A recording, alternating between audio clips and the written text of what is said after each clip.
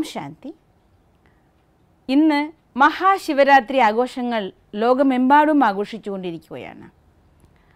പ്രജാപിത ബ്രഹ്മകുമാരീസ് ഈശ്വരീയ വിശ്വവിദ്യാലയത്തിൽ മഹാശിവജയന്തി 83ാമത് ത്രിമൂർത്തി ശിവജയന്തി ആഘോഷങ്ങളാണ് കൊണ്ടാടിക്കൊണ്ടിരിക്കുന്നത്. സാധാരണയായി കുംഭമാസത്തിൽ കറുത്തപക്ഷം അഥവാ അമാവാസിയുടെ 14ാം ദിവസം അന്നാണ് ശിവരാത്രി ദിനമായിട്ട് ആഘോഷിക്കുന്നത്.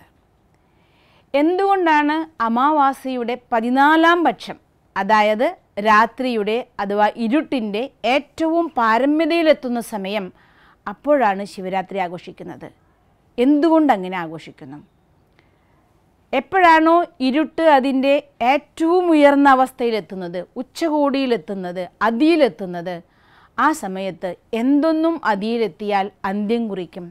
അപ്പോൾ ഇരുട്ടും അതിൻ്റെ ഉച്ചകോടിയിലെത്തി എന്ന് വെച്ചാൽ അതിൻ്റെ അർത്ഥം അതിൻ്റെ അവസാനമായിരിക്കുന്നു. പ്രകാശം വീണ്ടും ഭൂമിയിലേക്ക് വരാൻ നിൽക്കുന്നു.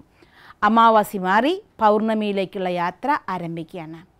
അപ്പോൾ അജ്ഞാന അന്ധകാരം നിറഞ്ഞിരിക്കുന്ന ഈ സൃഷ്ടിയിൽ വീണ്ടും ജ്ഞാനപ്രകാശം പരത്താൻ വേണ്ടി, ആത്മാക്കളെ വീണ്ടും ഉണർത്താൻ വേണ്ടി സർവശക്തിവാനായിരിക്കുന്ന ശിവഭഗവാൻ ഈ ഭൂമിയിലേക്ക് വീണ്ടും അവതരിക്കുകയാണ്.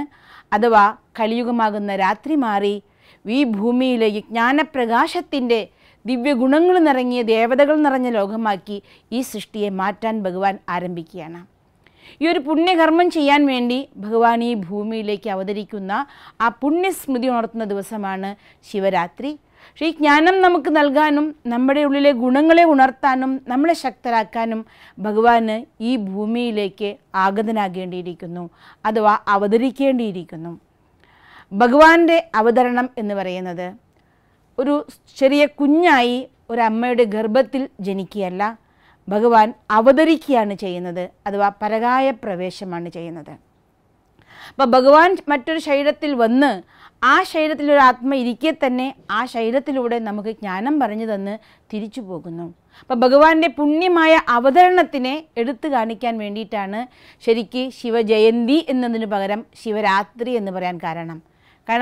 ഒരാത്മാവ് ശരീരം സ്വീകരിക്കുന്നതിനെ, അഥവാ ഈ ഭൂമിയിലേക്ക് വരുന്നതിനെയാണ്, ജനിക്കുന്നതിനെയാണ് നമ്മൾ ജയന്തി എന്ന് ആഘോഷിക്കാറ്, ബർത്ത്ഡേ എന്ന് ആഘോഷിക്കാറ്.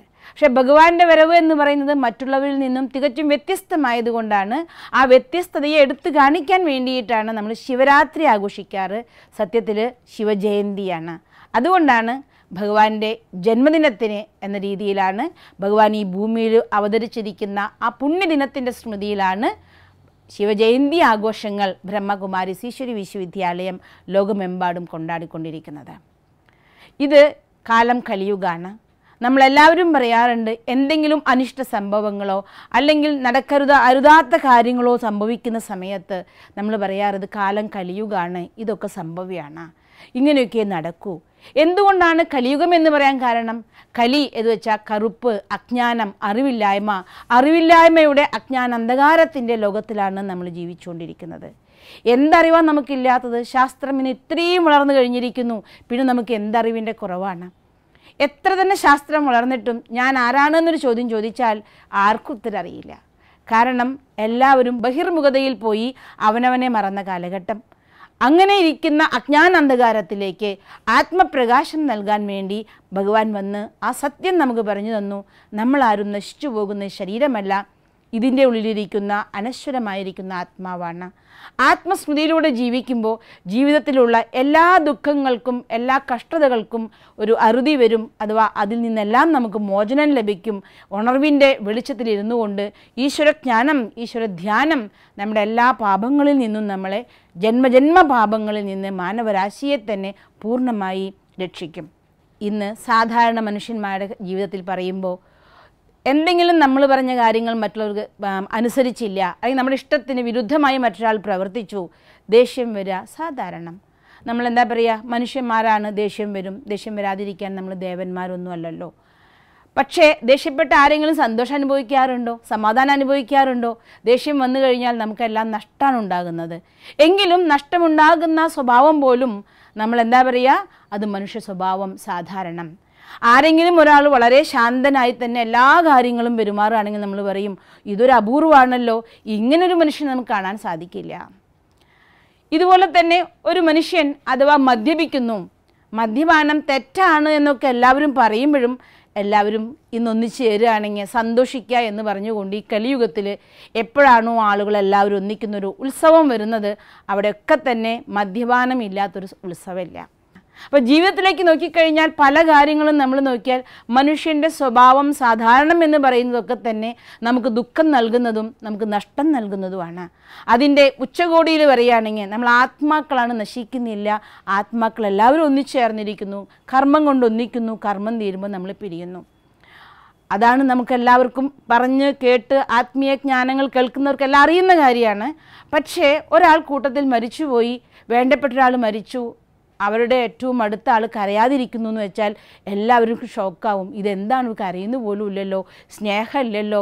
ഇതാണ് പറയുന്നത്, എവിടെയാണോ ധർമ്മം വരേണ്ടത്, കർമ്മത്തിൽ ദിവ്യഗുണങ്ങൾ വരേണ്ടത്, ശക്തി വരേണ്ടത്, അതില്ലാത്തൊരവസ്ഥയിലാണ് നമ്മൾ എത്തിയിരിക്കുന്നത്. അതിൻ്റെ ഉച്ചകോടിയിലാണ് കലിയുഗം എത്തിയിരിക്കുന്നത് ഇന്ന്. അതുകൊണ്ടാണ് പരസ്പരം അവനവനെ അറിയാതെ മാനവരാശിയിൽ സഹോദരങ്ങൾ എന്ന ഭാവം മറന്നുകൊണ്ട് എന്തും ചെയ്യാൻ നിൽക്കുന്നൊരവസ്ഥ. നമുക്കെല്ലാവർക്കും അറിയാം, ഇന്ന് സൃഷ്ടിയിൽ എല്ലാവരും ഭയത്തിൻ്റെ അവസ്ഥയിലാണ്. ആർക്കും തുടങ്ങാൻ പറ്റുന്ന ഒന്നാണ് യുദ്ധം. പക്ഷെ തുടങ്ങിക്കഴിഞ്ഞാൽ അവസാനിപ്പിക്കാൻ ആർക്കും ആവില്ല എന്നും അറിയാം.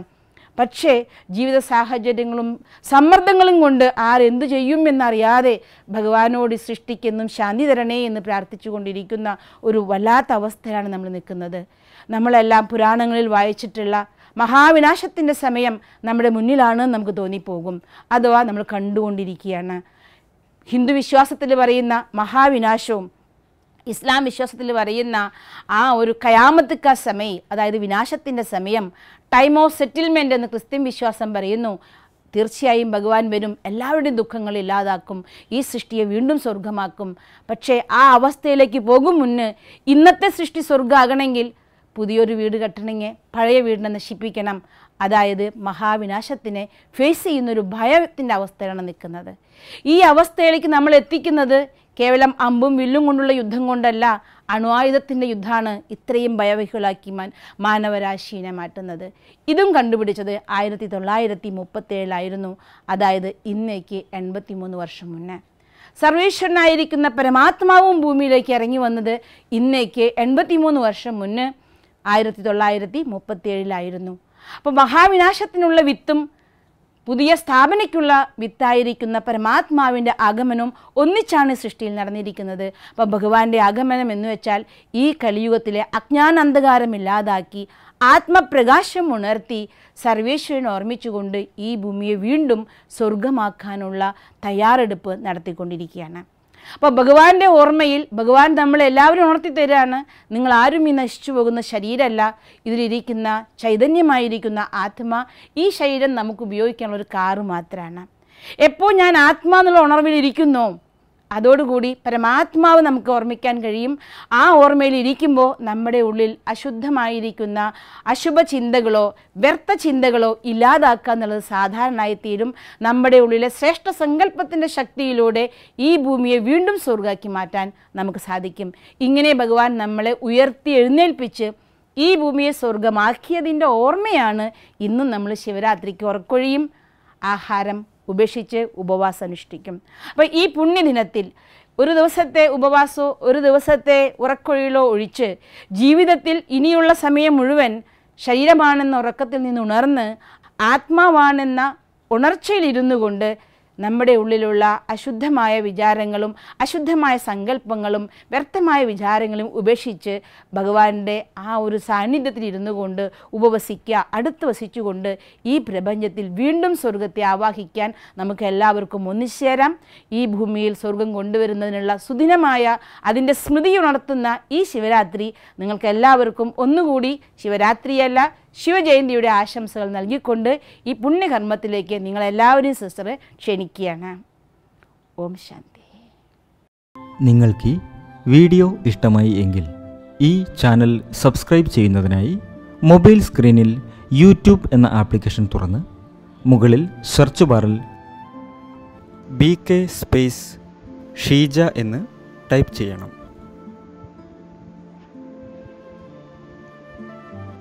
തുടർന്ന് സബ്സ്ക്രൈബ് എന്ന ചുവന്ന നിറത്തിലുള്ള ബട്ടൺ ക്ലിക്ക് ചെയ്യണം. അപ്പോൾ വലതുവശത്ത് പ്രത്യക്ഷപ്പെടുന്ന ബെൽ ഐക്കൺ കൂടി ക്ലിക്ക് ചെയ്യാൻ മറക്കരുത്. അതിലൂടെ വീഡിയോ അപ്ലോഡ് ചെയ്യുന്ന അതേ സമയം നോട്ടിഫിക്കേഷൻ മൊബൈലിൽ ലഭിക്കാനും വീഡിയോ കാണാനും സാധിക്കുന്നതാണ്. ഈ ചാനൽ സബ്സ്ക്രൈബ് ചെയ്ത ഓരോരുത്തർക്കും നന്ദി.